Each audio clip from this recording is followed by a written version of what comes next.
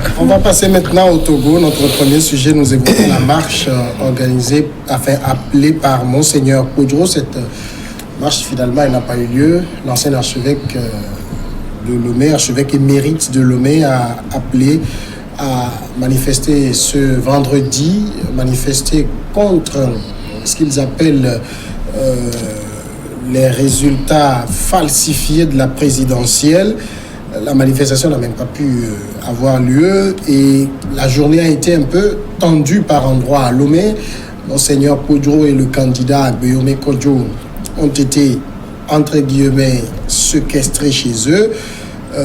Il y a eu des tirs de gaz lacrymogène dans au moins un quartier pour disperser des personnes qui tentaient, selon les informations, de se réunir. David Jabavi, j'ai lu un commentaire qui m'a fait un peu sourire et je vais poser la question là-dessus. Le commentaire disait, est-ce que les gens qui ont eu 72% ont peur de ceux qui ont 18%? Techniquement, non. Mais c'est l'impression que ça donne. C'est l'impression que ça donne lorsque des appels à manifestation sont interdits par le ministre en charge de la décentralisation. C'est ça, le ministre Parador Boupessi. Je pense que... mais il a justifié. Il n'a pas été officiellement saisi d'un appel à manifester. Oui, vous savez, il faut poser des actes qui expliquent véritablement la volonté du gouvernement d'aller à des ouvertures. Moi, je le dis toujours, lorsque le ministre donne des explications pareilles, ça fait rire l'opposition, ça fait sourire certains camps qui ne sont pas en accord avec la politique du gouvernement. Vous savez, les mêmes exemples ont été cités pour justifier la sortie dans les rues des militants de UNIR pour manifester leur joie à la suite de l'élection du chef de l'État, le président du parti UNIR. On ne sait pas s'ils ont demandé à manifester. Ok, on a vu des manifestations en tout cas à Lomé. On en a vu à l'intérieur. Oui, la proclamation des résultats, a été faite par la CENI le dimanche soir, en soirée. Déjà dès lundi, des manifestations spontanées ont été organisées pour manifester la joie des militants à la suite de la victoire du président du parti Union. La question que se posent les adversaires politiques du gouvernement, c'est de savoir est-ce que ces militants ont respecté la loi, puisque la loi stipule un délai pour informer l'autorité. Est-ce que ça a été fait? Surtout qu'ils sont restés aussi au-delà de 17 heures. C'est en cela je dis, il y a des actes qui sont posés par certains ministres pour salir un peu l'image aussi du chef de l'État. Parce que quand vous refusez à une partie d'organiser des manifestations et que vous autorisez d'autres à le faire, c'est un peu comme vous appliquez la politique de 2 poids, 2 mesures. Et ce n'est pas bien pour le bilan de la politique du chef de l'État. Vivien Tomi, est-ce qu'on a peur de Monseigneur Kodjo? Vous savez, Monseigneur Kodjo est un ancien président de l'Assemblée nationale, donc autant fort de l'amorce du processus démocratique, il a joué un rôle. Il est craint en tant que président de la conférence nationale souveraine que notre pays a connu, et puis c'est un homme de Dieu. Mais politiquement, effectivement, certains peuvent ne pas apprécier ses actions, à commencer par le parti au pouvoir, qui ne peut pas effectivement admettre que lui, en tant qu'archevêque émérite, se mêle trop de cette façon directement, prenne des positions sur effectivement des sujets qui concernent la marche du Togo côté politique. Mais en tant que citoyen, il a le droit aussi de se prononcer sur tous les sujets qui concernent la gestion de la cité. Aujourd'hui, ce qui fait plus peur, c'est son appel à manifester suite à la proclamation des résultats du scrutin présidentiel. Parce que au Togo, on a l'habitude de savoir comment ça commence les marches, mais des fois, ça se termine à queue de poisson, à queue de gaz lacrymogène, et des fois aussi, on perd des vies humaines, on a des blessés. Et donc il faudrait effectivement qu'on réfléchisse 2 à 3 fois avant de lancer les processus. Aujourd'hui, au sortir du scrutin présidentiel, normalement, on devrait privilégier effectivement la voie du dialogue, le recours suivant nos tests. Mais en même temps aussi, on peut comprendre ceux qui veulent manifester. Comme le disait tout à l'heure David, en principe, à la fin de la proclamation des résultats, moi je m'attendais plutôt à ce qu'il y ait 2 grandes manifestations dans la nuit de dimanche à lundi. Une manifestation des pro-Faure Gnassingbé pour célébrer la victoire et une manifestation des pro-Agbeomé pour peut-être contester la victoire. Mais il n'y en a pas eu. Dans la nuit de dimanche à lundi. Donc il n'y a plus de manifestations spontanées. Ça, c'est clair. Maintenant, est-ce que la manifestation qui a permis aux militants de unir, de pouvoir circuler dans les rues de Lomé et de se retrouver en grand nombre à la présidence de la République, une grande première depuis un moment sous le règne de Faure Gnassingbé, notre actuel président de la République, je crois que ce n'est pas très sûr. Mais en même temps, pourquoi aussi M. Agbeomé Kodjo et Monseigneur Podro ne prennent pas soin de mettre, suivant nos tests, une lettre et d'envoyer cette lettre-là à l'autorité pour lui dire nous voulons faire une manifestation tel jour. On a annoncé cette marche de vendredi depuis bientôt lundi, je crois. Ça fait presque 4 ou 5 jours. Mais pourquoi on ne prend pas soin d'envoyer une lettre en bonne et due forme? Nous devons respecter la loi pour qu'on nous respecte aussi. Et quand on est des leaders qui aspirent à la direction de ce pays et des leaders qui ont déjà prouvé qui ont donné leurs preuves en termes de gestion de ce pays, il y a des erreurs qu'il ne faudra pas faire. Mais en même temps, ne faisons pas de la mauvaise publicité pour le pouvoir ou pour M. Faure Gnassingbé en faisant de la répression des manifestants. D'accord. Vous avez suivi aussi le film de la journée. Pour Monseigneur Podro, il a 90 ans. Bon, moi je l'ai dit, humainement, il est inoffensif. Qu'est-ce qu'on craint de lui? Il est très suivi, c'est ça? Non, je crois que Monseigneur Podro, donc moi je dis au-delà de tout, ce que Monseigneur Podro dit, qu'il plaise ou pas, c'est une institution, il a dirigé une institution, donc on doit lui payer ce respect. Mais au-delà de ça, donc Monseigneur Podro aussi n'est pas au-dessus de la loi.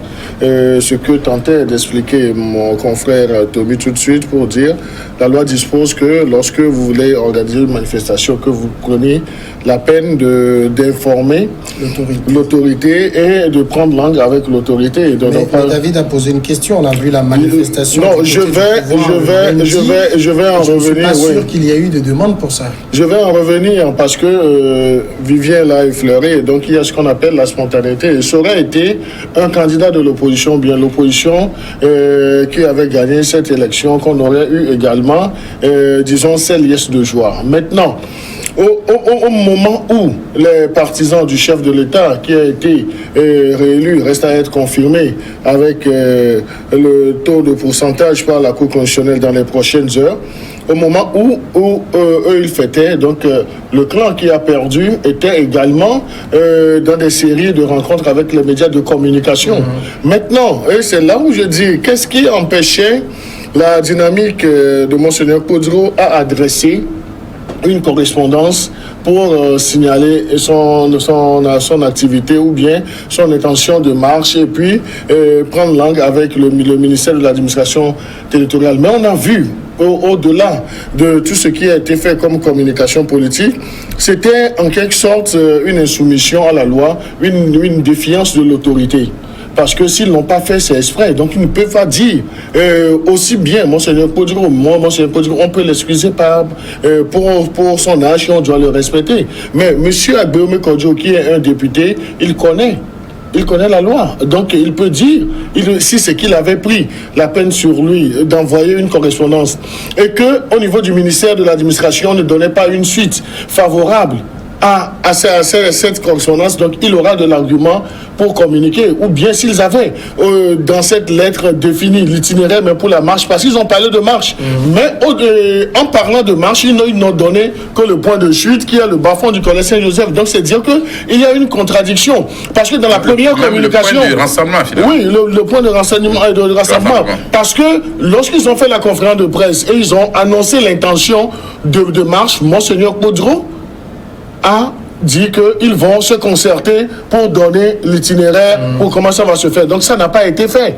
Donc on ne peut plus parler de marche. Maintenant, s'il y a cette intention de se regrouper, de protester contre les résultats parce qu'on n'a pas gagné, ce qu'on espérait, on ne l'a pas eu, mais il y a la loi. Si M. Agboume Kodio, qui prétend avoir gagné les élections, ne respecte pas la loi, et si par magie, il est au perchoir, et si on lui fait ce genre de comportement, le connaissant, est-ce qu'il va l'accepter? Donc là, et hier aussi, le ministère de l'administration a fait une communication pour dire que les procédures n'ont pas été respectées, donc il n'y a pas de manifestation.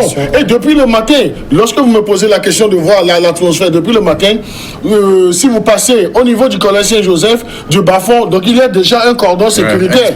Et là, c'est un signal pour dire que du moment où la manifestation est interdite, tout regroupement est interdit parce que n'étant pas autorisé, donc là, en leader responsable, mais ils auraient pris du recul. S'ils ne manifestaient pas aujourd'hui, cela ne voudrait pas dire que demain, ils ne peuvent pas manifester leur mécontentement. Mais pourquoi continuer éternellement à jeter en pâture de jeunes citoyens? Et eux-mêmes ne se sont même pas gênés. Et autres là, même si on le dit, même si les deux leaders principaux n'ont pas pu ou bien ne pouvaient pas sortir. Parce qu'ils ont été séquestrés aussi. Oui, parce qu'ils ont été consignés à résidence. Il n'y a pas de décision de justice demandant leur assignation à résidence. Donc. Oui, non, c'est vrai que dans le jargon judiciaire ou bien juridique, on parle d'assignation à justice lorsqu'il y a une décision. Mais lorsque la question sécuritaire se pose, il y a des dispositions. Pour qui Non, s'il vous plaît, est-ce que je peux parler? Est-ce qu'il peut prendre son mal à donc là, la question sécuritaire, la question sécuritaire, c'est la sécurité pour nous tous parce que la manifestation étant interdite pouvait dégénérer. Et la question sécuritaire se posait également aux deux leaders de ce mouvement. J'espère que j'aurai le même temps de parole que mon cher ami Credo. Non, tu comprends, je te rassure que je ne vais pas t'interrompre. Non, il y a un constat. Il faut arrêter à un moment toujours de jeter du discrédit sur l'opposition lorsque cette opposition appelle à manifester. L'opposition n'a jamais appelé à manifester pour casser ce pays. Depuis 1990, le Togo n'a jamais disparu de la carte mondiale parce qu'il y a une opposition qui a appelé à manifester. Il faut un moment qu'on arrête de toujours se voir du noir lorsqu'à chaque fois l'opposition appelle à manifester. Moi, je dirais plutôt qu'il faut tout faire pour qu'il n'y ait plus de pertes en vies humaines et de blessés inutiles. Ok. Alors aujourd'hui, il y a deux constats. Il y a deux réalités qui se sont posées. On dit que les militants de l'UNIR ont spontanément organisé des manifestations. Mais c'est des manifestations publiques. Ils ont occupé les rues. Aujourd'hui, Samuel, vous n'avez pas le droit d'occuper certaines rues du Togo. Même si vous êtes deux. Si vous êtes trois, vous devez vous soumettre à la loi. La loi dit, avant de manifester, avant d'occuper une voie publique, il faut demander, il faut informer. Est-ce que ça a été fait pour les militants de UNIR? Jusqu'à cette heure, on n'a pas de preuves. Personne sur ce plateau, le problème à l'espèce, c'est que il faut informer 5 jours d'avance. Je n'ai pas fini. S'ils l'ont fait, je n'ai pas fini. Non. Les résultats, justement, on s'est donné les résultats. Ne peut pas être c'est moi qui ai la parole. Et il avait promis ne pas m'arrêter. Il l'a fait. Alors, il faut arrêter de toujours trouver des excuses lorsqu'il s'agit du parti UNIR. À un moment, je pense qu'eux-mêmes, en leur fort intérieur, ils ne seront pas d'accord avec certaines pratiques. La loi dit, à commencer par le chef la loi d'État. dit avant d'occuper les rues là, du Togo, là, il faut informer. Il y a un délai. Qu'on arrête de me dire qu'il y a des cas de force majeure Arrêtez ça. Non, il y a la spontanéité. Arrêtez Ça, cela. c'est imprévisible, la spontanéité. Non. David, Et là, c'est David, dangereux. Quand vous parlez de spontanéité...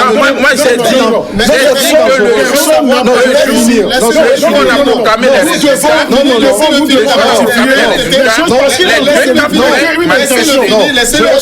Personne n'a parlé sur ce plateau de cas de force majeure. Non, je vais finir. Personne n'a Je vais parlé. finir. Non, mais il faudrait que Je vais je dise finir. cela parce que autant vous dire que moi, je nous dis- avons parlé je de dis- spontanéité, je dis- pas je de dis- cas de force majeure. je dis mes On ne réalités. prend pas des intentions gratuitement. Lorsqu'il s'agit de spontanéité, le gouvernement peut fermer les yeux et dire ok, allez-y, parce que c'est la spontanéité, parce qu'il y a eu des élections, un candidat a gagné, allez occuper les rues. Mon frère, je vais Mais ça ne se cache pas comme ça.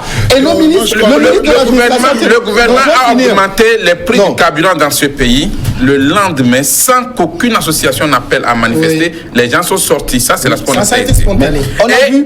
On a proclamé les résultats des élections. Tu as oublié de Celui qui donner a une gagné précision. comme Tommy, celui qui n'a pas gagné. Tommy a oublié de donner une précision.